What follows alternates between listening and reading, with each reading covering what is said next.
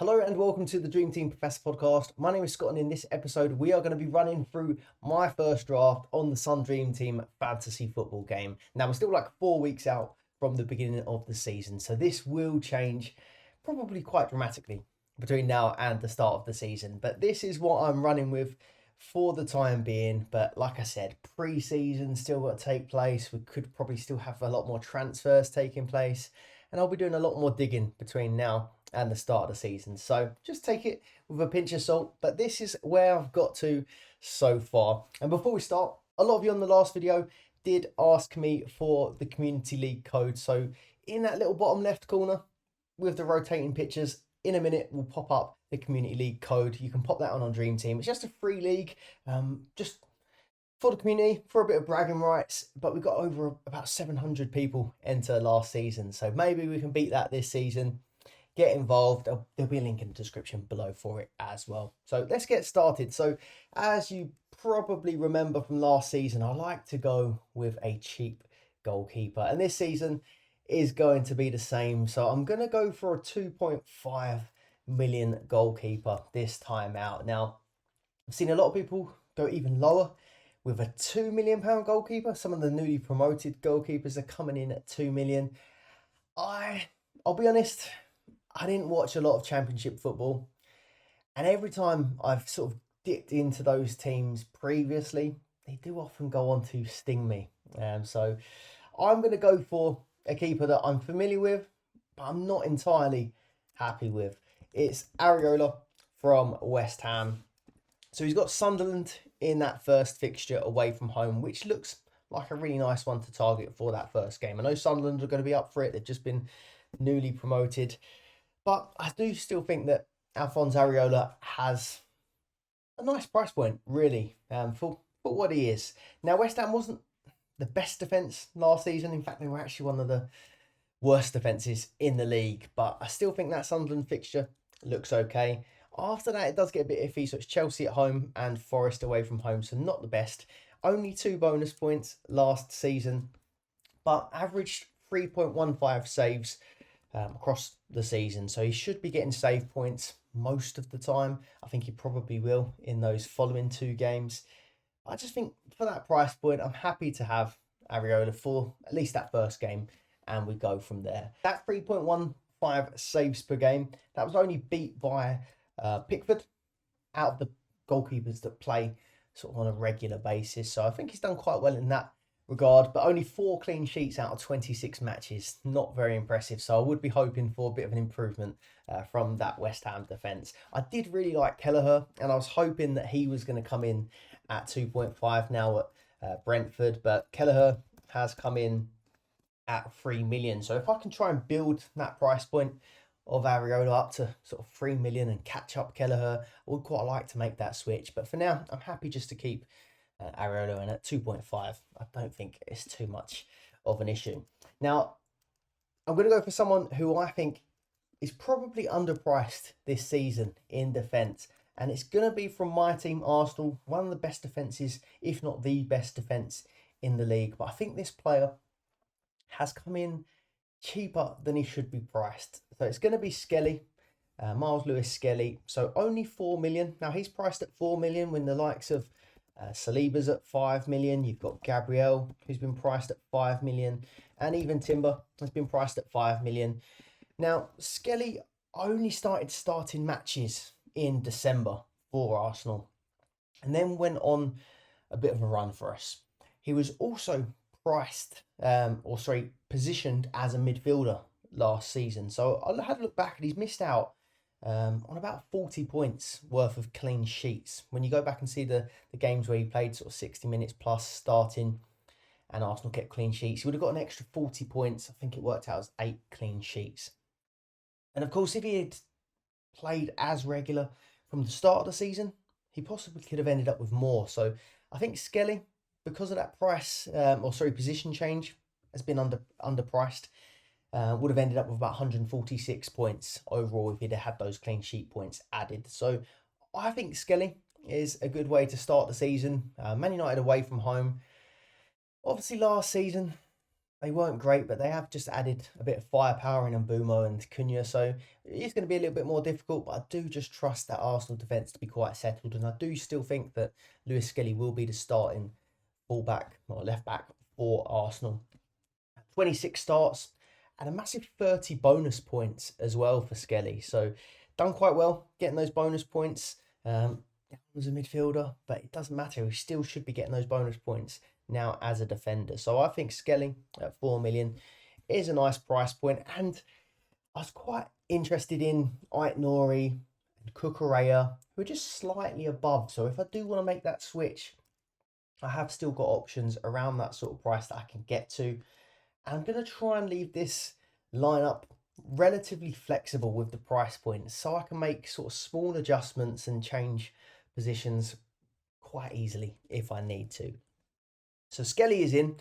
He's obviously got Man United away the first game, which I think it's okay. I think we're a strong defence. We can defend against the harder oppositions. And then in game 2, it's Leeds at home, which again I think is a nice one for clean sheet chances. So I think the first two's okay. Obviously, then Liverpool away from home, not the best. But again, we get 2 transfers a week. So we can always look to make a change at that point. Now, I'm going to go to a budget defender for this next one. I feel like this one's going to be a little bit of a hear me out because a lot of the time I'm looking for good fixtures. I'm looking for value for money. Do these players get sort of extra points? So not just reliant on clean sheets.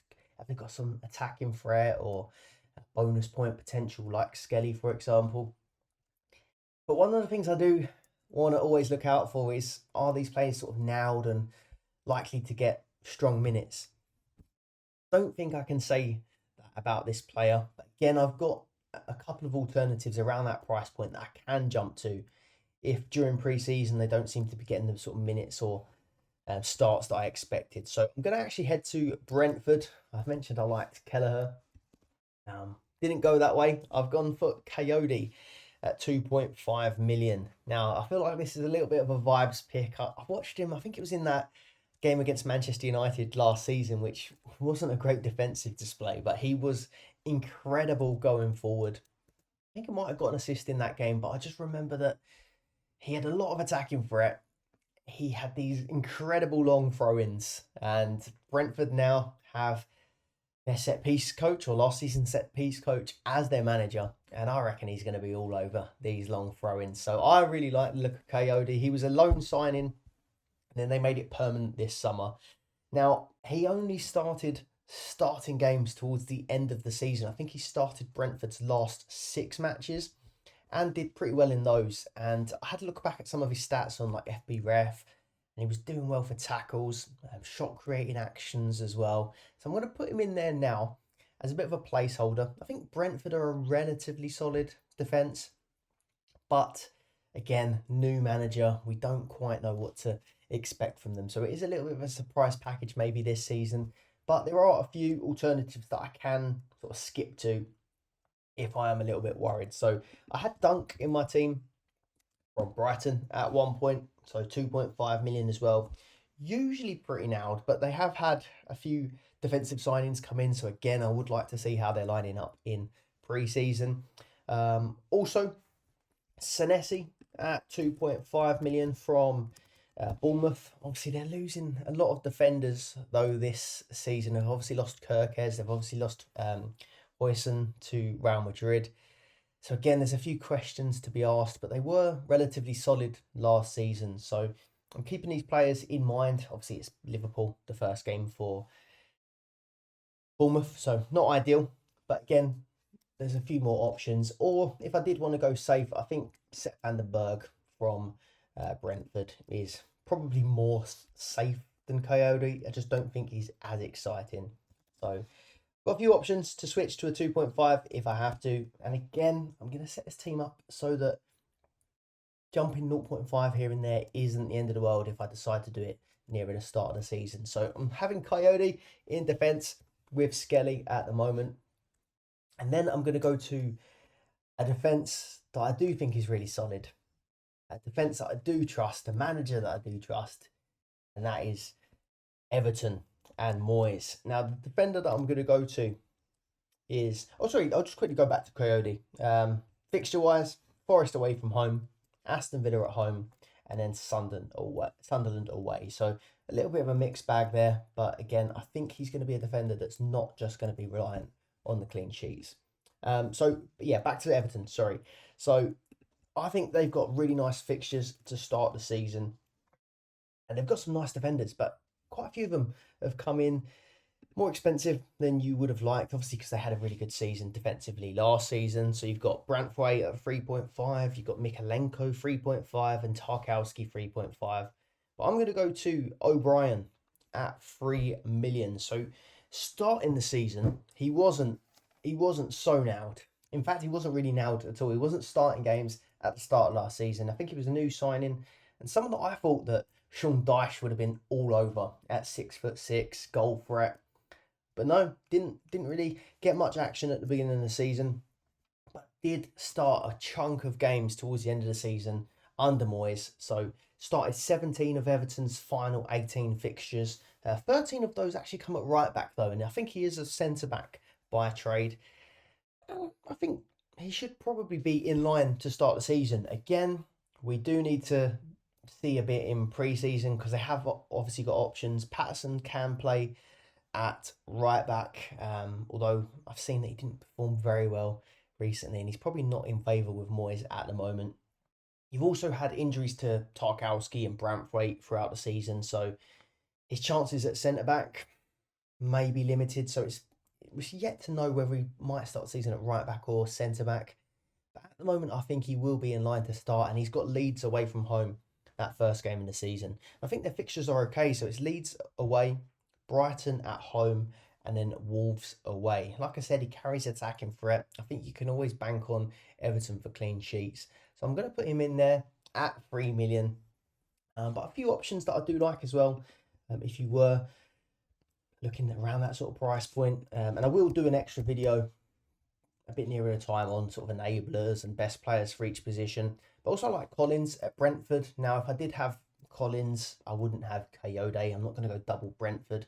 But Collins had 9 attacking returns last season, and plenty of bonus points as well.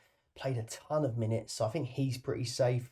You've also got Gusto at Chelsea. Now, I think he's probably a better option than Coyote and O'Brien if I knew he was sort of nailed to start, but I'm not 100% with sort of Reece James in the equation as well. I know he can play midfield at times, but yeah, I don't fully trust Maresca with Gusto at the moment. So he's one of the names I've put down as a potential alternative, or just bumping it up to 3.5 if I can find the money elsewhere.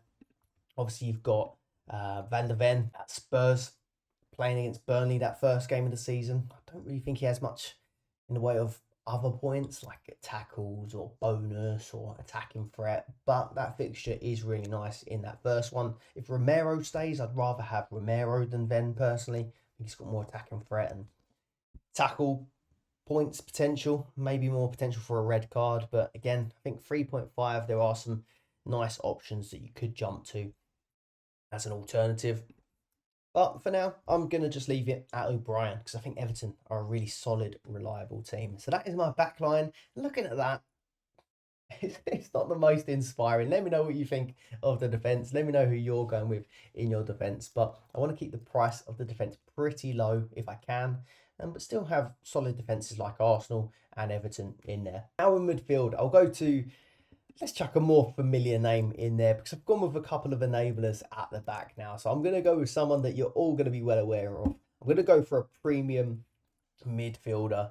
Now, it's quite a lot of competitive midfielders around this same sort of price, but I'm going to go in with the most expensive one, Bukayo Saka. Now, Manchester United away from home. I think he'll still do well in this fixture. I really like Saka, not just the Arsenal bias, but in terms of dream team scoring, he's a really, really good asset. He would have had a lot better points if he didn't get injured for so long during last season. He's coming in at 0.5 more than Bruno Fernandes and Cole Palmer, who themselves are really, really reliable. Saka had the same average points as Palmer across the season. Again, I think a lot of that end of season from Saka was pretty poor, where his minutes were reduced, where he was coming back from injury. So I think this season is going to be a bigger season from Bukayo Saka. I want him for the United match, but I also want him for Leeds in game week 2. After that, Liverpool in game week 3, maybe we'll wait and see. But Bukayo Saka, I do want him in at 6.5. He's going to be the Arsenal penalty taker, I think, unless Gyökeres signs and takes pens, but I don't see it. Saka is the talisman of the team. Now, obviously, I had Bruno Fernandes, who I could have chosen, and I do really like Bruno. I think I've not seen him in very many drafts this season, and it's a bit of a surprise considering how well he did last season. I think it probably is mostly down to playing Arsenal in that first match. Now, game week 2, I think we are going to want him because game week 2 is going to be the Carabao Cup, which United will be in the early stages this season. And with Fulham plus a Carabao Cup match, if Bruno Fernandes does go on to play that one, could be a captaincy contender. Initially, you would probably think Saka against Leeds, captaincy contender, but that week, most of us are going to want to go for a double game week player. Bruno Fernandes possibly could be one of the better options that week. So that's something I have thought about. I did kind of want Bruno.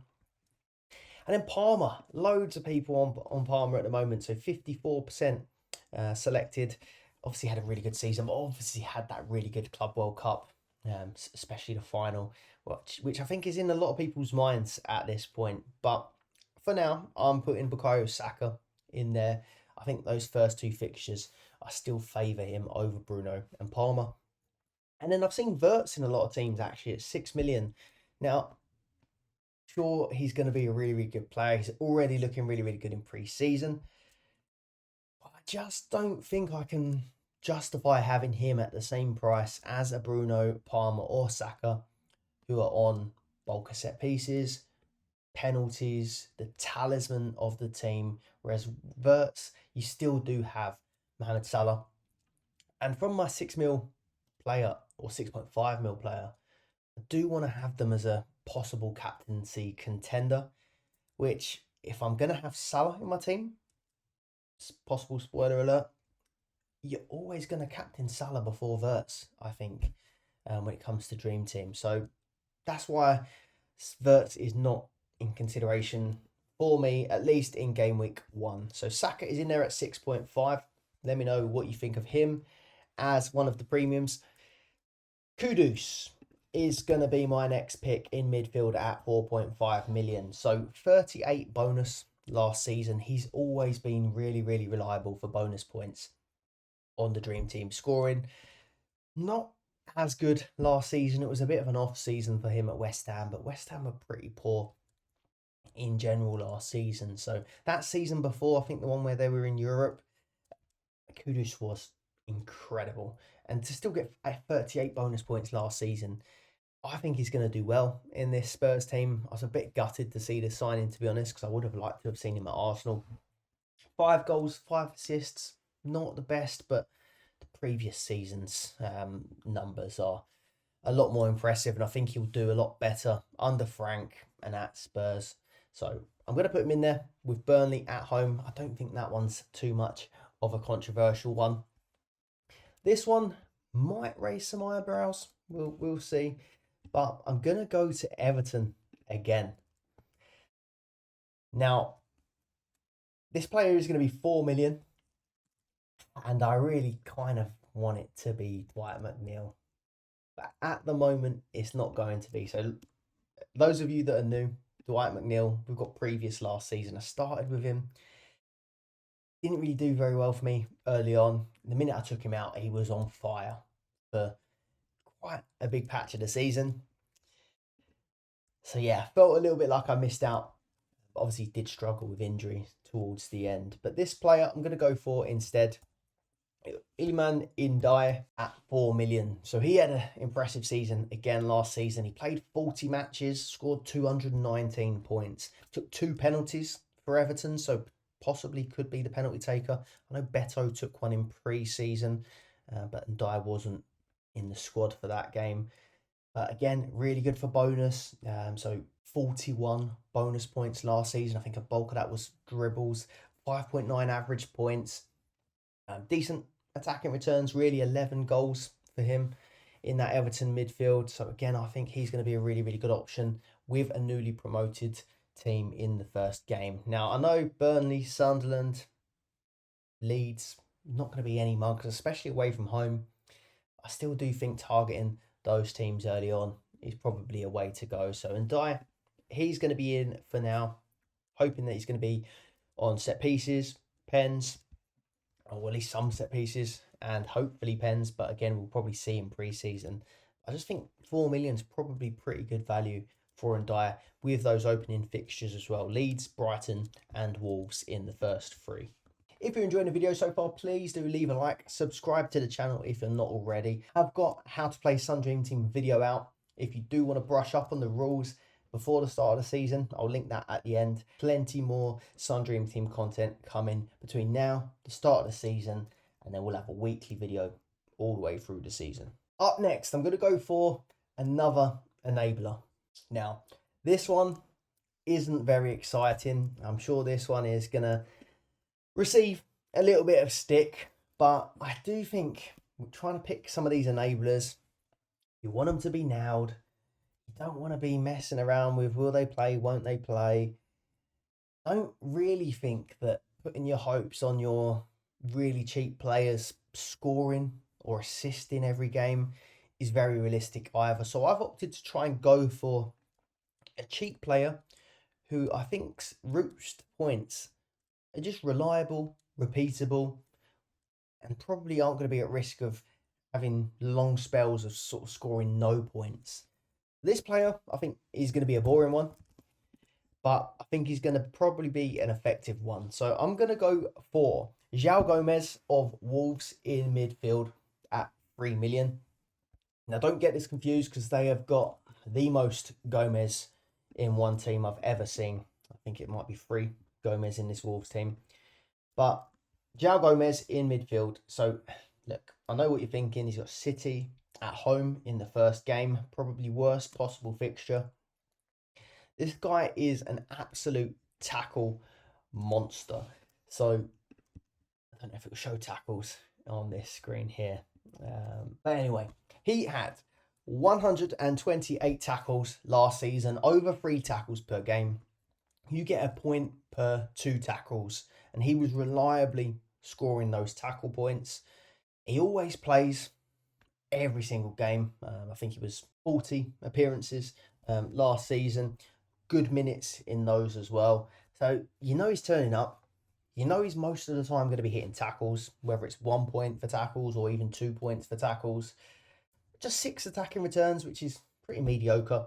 But 17 bonus points as well. So he's hitting bonus pretty reliably. Now, I just think for the price point of 3 million, realistically, what are you wanting from that player? When you sort of go and look through average points for players of this price point, he's doing well. So he's got high average points per million. I just think that he's going to be value for money. Someone I know is turning up. Someone I've not got to worry about. Is he going to start? Is he not? And last season against Manchester City, he scored 4 points in one of the games and 5 points in another of the games. If he can score me between 4 and 5 points on a sort of regular basis, I think I'll just take that at this point. And I can worry about using my transfers in the other positions, trying to chase the upside players, the premiums, and not really hopping around in these cheaper sort of price points. Now, that might change start of the season. You never know what's going to happen. I just think he's value for money and going to be pretty sturdy. Now, one of the players that I was considering as an alternative, and it's kind of on the flip side, is a Dingra from Sunderland. Now, if I was looking for that upside, if I was looking for that cheap player that I think might get attacking returns and do quite well, he's got West Ham in the first fixture, Burnley in the second, and Brentford in the third. So not bad fixtures for Dingra at Sunderland. But again, I'll wait, see how he does in pre-season. But I think at the moment, I'm just preferring to have someone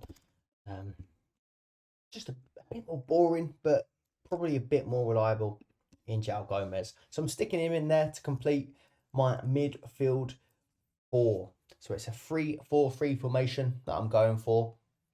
Now, I've got 20 million to pick this front three. I'm going to go with the one that I probably gave you a little bit of a spoiler for when I started speaking about Verts. I'm going to go for Mo Salah, last year's highest scoring player. So he's coming in at 7.5 million, 9.7 average. Just made a mockery of the game last season. 60 points clear of, I think it was Bruno Fernandes in second for the highest scoring player. I think he's going to have another really, really good season at Liverpool. I know he towed off towards the end last season, but had it in the bag, didn't they? Obviously, knocked out of the Champions League. After that, he was pretty poor as well. But you really gonna bet against Mohamed Salah? He's just done it pretty much every season. Every season, he's reliable goals, reliable points, and I just don't think you need to be taking that risk. So Salah's in there. And I think Bournemouth at home, he's most likely going to be the most popular captain and probably my captain for game week 1. So Salah is in. I don't think we need to spend much more time on that one. And then I'm going to go for Erling Haaland as my second striker. So we're looking at, I'd say, a free premium structure of Salah, Haaland, Saka, if we're talking players sort of over 6 million. I'm preferring to start with these two at 7.5, just because if one of them does start slowly or it doesn't go the way you want, or you do want to go elsewhere, it's much easier to just drop a Haaland.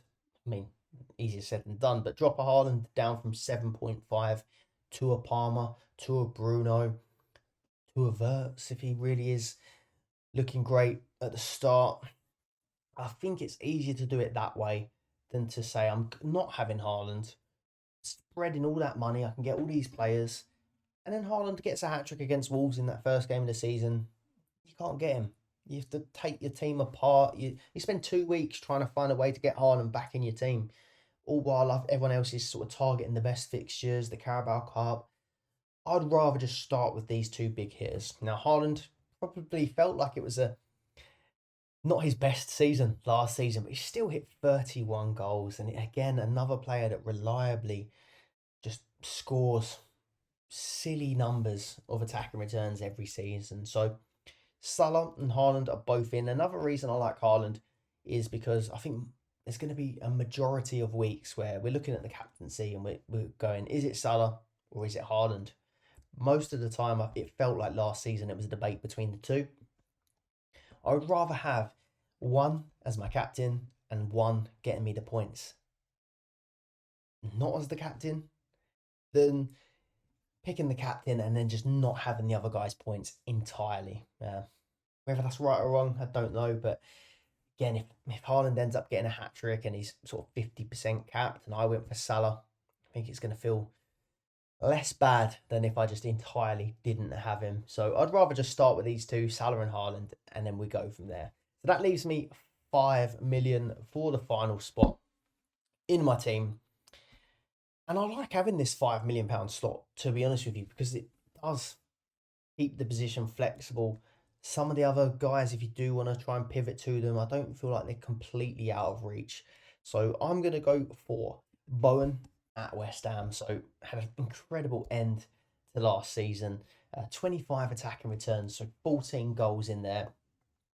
Main man, talisman. You know he's starting every game. I think he took a couple pens or 1 pen last season when Paquetá's not on the pitch. I'm not sure what the latest is with him.